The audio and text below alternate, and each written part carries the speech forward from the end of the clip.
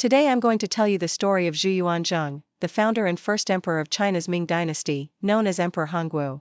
In the 14th century, China was under the rule of the Yuan dynasty, established by the Mongols, which was in decline due to corruption, famine, and widespread rebellion.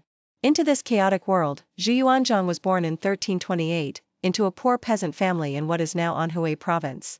His early life was one of hardship. His family perished in a famine, leaving him an orphan. Zhu survived by becoming a novice monk at a local Buddhist monastery, not out of piety but necessity. As he grew, Zhu left the monastery to wander as a beggar. These years of hardship forged in him a resilience and understanding of the common people's suffering, which would later define his policies. When he was around 25, Zhu joined a rebel group known as the Red Turbans, one of many insurgent factions fighting against the Yuan. His natural leadership, strategic mind, and bravery quickly elevated him through the ranks. Zhu Yuanzhang's rise was not just through military might, he was also politically astute. He gathered around him capable advisors and adopted policies that appealed to the peasantry, like land reform, which earned him widespread support. By 1356, he had captured Nanjing, which he would eventually make his capital, transforming it into a center of power distinct from the Mongols' base in the north. Over the years, Zhu's forces expanded their control. His approach was pragmatic. He accepted former Yuan officials into his administration if they were competent and loyal, thereby stabilizing his rule and incorporating experienced governance.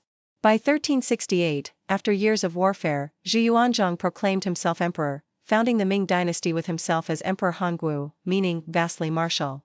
Emperor Hongwu's rule was characterized by paranoia and brutality.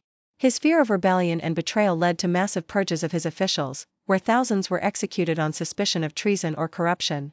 His later years were marked by increasing isolation and suspicion, traits that perhaps stemmed from his harsh early life and the betrayals he witnessed.